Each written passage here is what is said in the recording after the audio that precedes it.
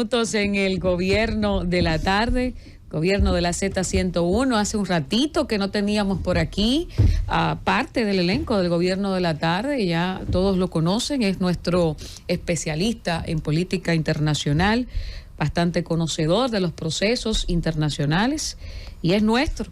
Es de la Z101, bienvenido, buenas tardes Juan Segovia, gracias por acompañarnos. Muy buenas tardes, encantado de estar con vosotros. Bueno Juan, tenemos mucho, así que no vamos a andar por las ramas. Hace creo que media hora exactamente, Joe Biden nomina como candidato a embajador para República Dominicana a Juan Carlos Iturregui. ¿Qué te parece esto? Bueno, lo que me parece inexplicable es que durante tantos años no haya habido un embajador. Desde el 2021 estábamos sin nadie. Exacto, yo nunca he conseguido saber la razón, por más que la he preguntado, para que un país amigo como es República Dominicana de los Estados Unidos haya tenido durante 3 años, ¿no?, la sede vacante, ¿no?, y a un responsable de negocios como máxima autoridad. No lo he entendido, he escuchado distintas versiones, pero ninguna me ha parecido demasiado convincente y desde luego creo que es una buena noticia para ambos países, ¿no?, y para intensificar o continuar una relación que tradicionalmente ha sido buena y que había tenido este obstáculo que parece que por fin se empieza a solucionar, no del todo, porque como sabéis, bueno, ahora falta que el Congreso de Estados Unidos lo apruebe, o sea, esto es el inicio. Por eso se dice de un trámite. nominación. Exacto, ha sido nominado, no nombrado de momento, porque como sabéis, ese es un país donde todo se alarga mucho, los procedimientos exigen muchos contrapesos, ¿no? Y bueno, es una buena noticia. Son varias cosas, porque primero es la aprobación allá por el Congreso y posteriormente el placer que debe aceptar la República Dominicana, que es la aceptación del embajador que es nominado por el país que tiene relaciones con la República Dominicana. Efectivamente, pero bueno, yo creo que está bien que se vaya a poner por fin, ¿no?, solución a este bloqueo de tantos años inexplicable. Más de 3 años y yo creo que injusto para un país como República Dominicana. ¿Qué lectura tú le das siendo Estados Unidos nuestro principal socio comercial, que haya durado tantos años para eso? No lo sé, Elvis, no quiero especular, porque yo he preguntado en muchos sitios, ¿y esto a qué se debe? Me han dado razones que nunca me han parecido convincentes y la verdad es que no lo sé y no quiero especular al respecto porque no lo sé. Lo importante es que ya aparentemente estamos cerrando, ¿verdad?, con esa situación, con esta nominación, pues quizás pronto ya tenemos o a él o a otra persona. Vamos a esperar. De momento sería él, porque de momento sería él, que es el que nominado están por Biden nominando. inicialmente es él, que por cierto tiene un apellido de origen vasco. Así dijo Francis Villalona, Francis fue el primero que dijo, pues sí, Francis acertó. Este señor tiene algún antecedente vasco que emigró en su momento a Estados Unidos y va a acabar en República Dominicana, donde por cierto yo creo que se vive mucho mejor que en Estados Unidos. O sea que va a salir ganando. Va a salir ganando. Mi querido Juan, vamos a hablar ahora de España, porque luego de que aquí analizáramos la situación de estas elecciones de España, lo que le faltaba, ¿verdad?, lo que procedía con el rey, las votaciones, las ponderaciones, todo lo que se necesitaba para poder tener en España ya a un presidente, pues ha terminado este proceso. Por fin, fíjate qué diferencia con respecto a República Dominicana. Mucha la llegan diferencia. las elecciones y esa noche quien ha ganado se convierte en presidente, tiene su jura el 16 de agosto y ya está, ¿no? Y en España tenemos un régimen político parlamentario tan complicado que desde que son las elecciones hasta que podemos asegurar quién es nuestro presidente pueden pasar, como ha sido el caso, varios meses. ¿Sí? Recordad la primera vez que hablamos en este programa, en julio, de cómo habían quedado las elecciones. Bueno, pues desde entonces hasta ahora, ayer el rey de España formalmente inauguró la legislatura, que así le llamamos, que va a durar 4 años y en la que Pedro Sánchez será el presidente. Todo esto meses y meses después y con un presidente, Pedro, que ni siquiera es quien tuvo el mayor número de votos. Solo tuvo un partido de centro derecha llamado Partido Popular. Pero Pedro Sánchez ha conseguido, ya vaticinábamos en aquel momento en julio, ya vislumbrábamos que podría ser así, ha conseguido concitar el mayor número de apoyos parlamentarios. De 350 diputados, ha conseguido más de la mitad más uno, que es la mayoría absoluta en España. Ahí se rompe el centralismo democrático. Sí. Bueno, que mayoría se impone a la minoría. La mayoría votó por el PP, pero gobierna el PSOE. Eso es una cosa que también se dice mucho en España y no es verdad. La mayoría no votó por el PP. El PP tuvo la minoría más grande.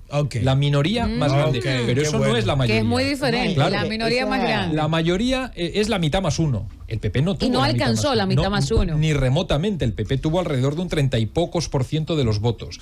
Lo que pasa es que en España elegimos distintos partidos que tienen que unirse para formar una mayoría, esta vez sí, de la mitad más uno. Y eso lo ha conseguido Pedro Sánchez.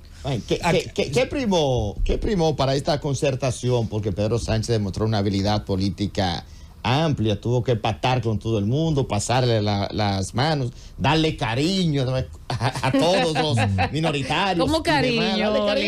Porque se convirtió en gran concertador. Ha tenido que dar algo más que cariño. Sí, entonces, sí. ¿Cómo asimila la sociedad española ese paso de ese cariño, ese acercamiento, todo ese proceso de conversaciones que tuvo que hacer para convencer? Vencer y convencer, que son dos cosas que no es diferentes. Lo mismo, como le dijeron a Unamuno. Que no es lo mismo en política. Lo primero que hay que decir es que aunque parecía que la derecha iba a gobernar en España, finalmente no fue así. En las elecciones de julio de este año no fue así. Contra todo pronóstico y contra lo que decían todas las encuestas. A ver si hablamos de las encuestas, Iluminada, porque lo mismo ha ocurrido en Argentina. ¿Sí? Parecía que iba a estar muy igualado y que incluso podía ganar Massa, y ha ganado Milei por 10 puntos. Yo no sé qué pasa con las encuestas, pero al final es llamativa la distorsión que se produce. Están fallando mucho. Fallan muchísimo, ¿verdad? Aquí son certeras. En España también fallaron. En España fallaron. Fallaron también estrepitosamente. Yo creo que porque en España se produjo una reacción de una parte muy importante del país ante la posibilidad de que la extrema derecha pudiera llegar al poder a través de una coalición con el centro derecha, con el Partido Popular. Eso generó, sobre todo entre la población más joven, una movilización que no se había dado y que no se había previsto, que finalmente hizo que los partidos que se oponen a esa posibilidad de gobierno derecha con extrema derecha hayan podido sumar más. ¿Cómo está ahora la situación? Muy convulsa en España, porque la izquierda ha completado su mayoría, la que les permite poder gobernar, la ha completado con el apoyo de varios partidos nacionalistas e independentistas, de los cuales hay uno, que se llama Junts per Catalunya, que es especialmente polémico, porque ha exigido, a cambio de sus votos en el Parlamento, ha exigido una amnistía para todos los presos que en España están cumpliendo penas de cárcel, porque ese partido que gobernó Cataluña en 2017 convocó un referéndum ilegal para la secesión de Cataluña, para la independencia de Cataluña, lo cual es un delito flagrante en cualquier constitución del mundo, también en la española. Y esos líderes políticos que convocaron ese referéndum que se produjo y que era ilegal, fueron a la cárcel. Son políticos. Exacto. Presos políticos. No son presos políticos, porque un preso político es alguien que va a la cárcel por razones de pensamiento, por pensar. Claro. En España han ido a la cárcel por cometer un delito. No es lo mismo. Presos políticos puede haber en Cuba, ¿no? Quien se opone al gobierno y por oponerse al gobierno va a la cárcel. Por los o en Nicaragua. Exacto, o en Corea del Norte.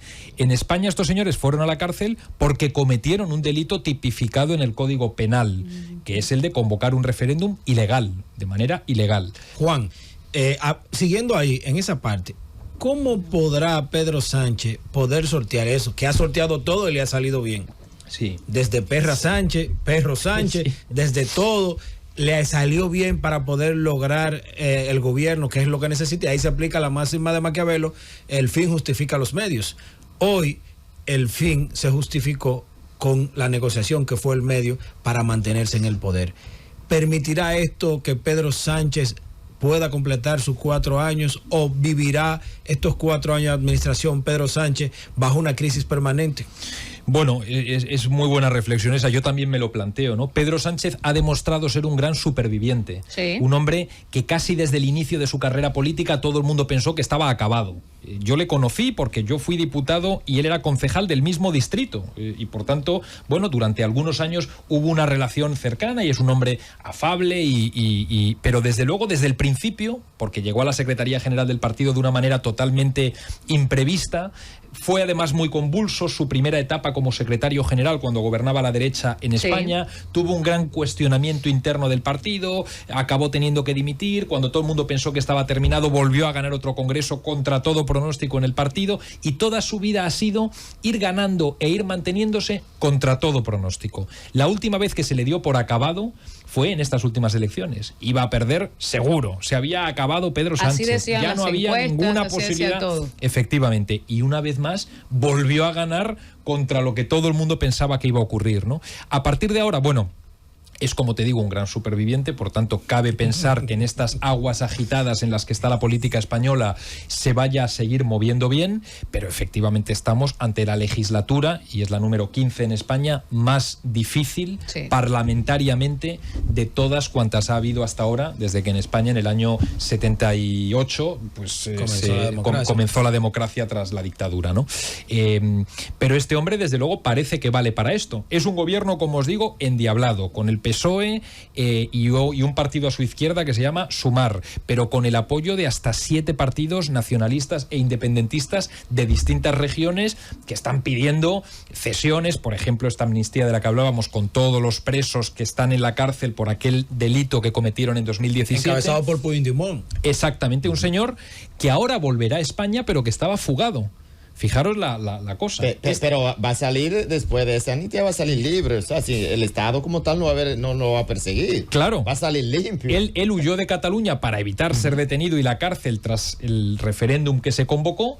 Está viviendo en Bruselas desde entonces, y fruto de la negociación que el gobierno ha tenido, que el PSOE ha tenido con su partido, va a volver a España, va a volver a Cataluña. A todo esto hay que sumar que la derecha española, que tiene por supuesto un peso importante electoralmente, ¿no?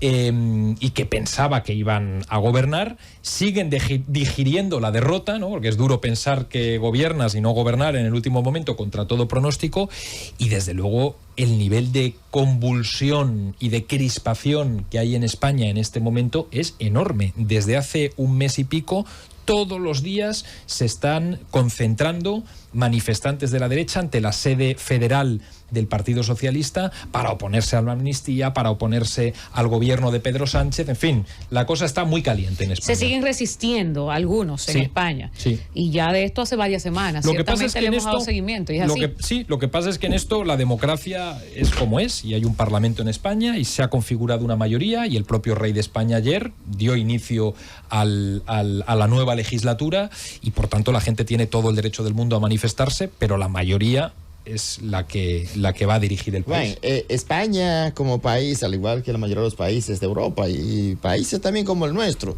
el tema de la economía es fundamental. España, después de la crisis post-COVID, ha tenido una situación económica complicada, una pérdida importante del empleo formal, el tema del euro, que en su momento se quedó por debajo del dólar y tuvo un impacto muy, muy importante ante la comunidad europea. Entonces, con este ascenso nuevo de Pedro Sánchez, ¿cómo tú vislumbras esa recuperación económica? Porque ese acuerdo como tal, con los partidos minoritarios, lo que acabamos de analizar, cómo logró armar esa parte de alianza, de unidad, de concertación nacional, se puede decir. Entonces, el punto de vista es el económico. ¿Cómo va a repercutir esa parte una recuperación económica de España, que ha venido de menos a más, el estancamiento, y la comunidad europea, que va a jugar un papel fundamental, sobre todo porque Europa sabemos que tiene el tema de la moneda única, el euro, y como marcha el euro, marcha Europa? ¿Cómo tú vislumbras esa parte económica? Bueno, como dices, los países de la Unión Europea tienen mucho menos margen de maniobra individual de lo que tiene un país aquí en Latinoamérica, por ejemplo. En España no tenemos un banco central, en España nosotros no podemos decidir el valor de nuestra moneda, no se puede devaluar. O sea, hay muchos mecanismos que hay países como República Dominicana que tienen para manejar su economía, que España, en cambio, no tiene, porque tiene cedida esa soberanía a una entidad superior, la Unión Europea, igual que Italia, igual que Francia, igual que Alemania. Pero dicho esto, entre las cosas que se le han valorado a Pedro Sánchez, que ha tenido un gobierno convulso y que, como os digo, todo el mundo pensó que ese gobierno acababa en julio, pero entre las cosas que se le han valorado ha sido un buen desempeño económico. Es que él es economista y es muy buen economista, es verdad, tengo entendido. Es verdad, es un buen economista. Entonces, además, maña fuera, mi querido Juan. Sí, y además Iluminada ha tenido una capacidad importante. Es necesario que hay economistas que no han fracasado. Sí, bueno, pero yo estoy especificando, porque yo conozco un poquito, es muy buen economista. Sí. Entonces, maña fuera que él, si se ha desempeñado bien como economista al frente de un país, pues él no tenga cierta estabilidad que se lo ha otorgado a España. Sí, lo que pasa es que el empleo, como dije, y el tema de la mano de obra y la devaluación del euro frente al dólar. Bueno, lo que pasa es que la devaluación del euro en cualquier caso no es responsabilidad, de ningún gobierno, de ningún presidente. Pero estoy hablando del impacto por la llegada. Pedro Sánchez no solo es un buen economista, sino que además ha tenido una demostrada capacidad de rodearse de gente válida en todas las áreas. Ese ha sido uno de sus principales éxitos, y también en materia económica. Lo primero que hizo fue nombrar, hace ya tiempo, y se mantiene, a una ministra de Economía, Nadia Calviño, que era una altísima funcionaria del Parlamento Europeo, una estrella de la Comisión Europea, que hizo el camino de vuelta, en vez de España a Europa, de Europa de vuelta a España, para hacerse cargo de un ministerio complejo. Es una mujer con una autoridad enorme, y ese fue un gran acierto, y además los números en España han ido bien, dentro de que es verdad, Elvis, que tenemos en España desde hace muchos años algunos problemas muy estructurales, ¿no? Por ejemplo, los bajos salarios en comparación con la media de la Unión Europea. Por ejemplo, un mercado laboral muy volátil. Cuando las cosas van bien en España, el empleo se dispara, pero en cuanto van un poco mal, el empleo se desploma. Eso no ocurre de la misma manera en otras economías europeas, por ejemplo en Alemania o en Francia. La más sólida. Francia, son las dos más sólidas. Exacto. España, que es un país que está muy bien en muchos aspectos, sí tiene probablemente en eso un gran problema, ¿no? Un mercado laboral más complicado que otros. También a eso se le está intentando poner solución. Mencionabas la pandemia, y en la pandemia el gobierno tuvo un gran acierto poniendo en marcha un mecanismo llamado ERE, ¿no? Que significaba que toda la gente que dejaba de trabajar seguía manteniendo su salario porque se hacía cargo el Estado, de tal manera que nadie fuera al paro en razón de la crisis. Eso también fue muy valorado, y eso posiblemente también ha tenido que ver con que al final el resultado haya sido mejor de lo esperado para Pedro Sánchez. Juan, perdón. Vamos a una pregunta y vamos a la pausa. Isis, vamos a una pregunta antes de irnos a la pausa. Saliéndome de España, o tú vas para España. Iba a algo de España, sí. Bueno, vamos a terminar con España, porque al regreso tenemos otros países. Viva España. Cuando hablamos de España, al PP se le conoce como un partido que invierte más y da más valor al gasto que al PSOE. Al PSOE se le tiene como un partido que tiende a ser más a asistencia social, pero no desarrollar proyectos, que es lo que te genera empleo. Tiene como reto en estos 4 años Pedro Sánchez incrementar la inversión para mejorar la situación económica. Sí, por supuesto. Ya te digo que creo que en España tenemos cosas muy buenas, una gran protección social, una educación pública muy decente, una sanidad, una salud pública, como le llamáis aquí, que es de las mejores del mundo, un buen sistema de infraestructuras, pero desde luego el reto del gobierno actual y el de todos, porque es nuestro déficit, es el mercado laboral, y es una economía que no acaba de estar con la potencia con la que un país como el nuestro debería tener. Bueno, nosotros vamos a la pausa, porque Francis, que supo desde el principio, ¿verdad?, que el señor Juan, y no Juan Segovia, sino nuestro posible embajador, ¿verdad?, en República Dominicana, pues era vasco. Tenemos que irnos a la pausa. De origen vasco. Yo sé que sí, que algo, porque Francis no se equivoca con eso. Vamos a hablar de Milei y de Argentina, Juan, al regreso, porque ayer la Asamblea Legislativa proclamó al ultraderechista Javier Milei. Y aquí vamos a hablar largo y tendido de eso, porque la verdad es que tampoco las encuestas daban en absoluto a Milei ganador. Y desde luego no por esa diferencia. Y mucho menos por esa abismal diferencia. Pero vamos a la pausa para cumplir con los compromisos comerciales, y al regreso vamos a hablar de Argentina, que ya tiene nuevo presidente. Boludo.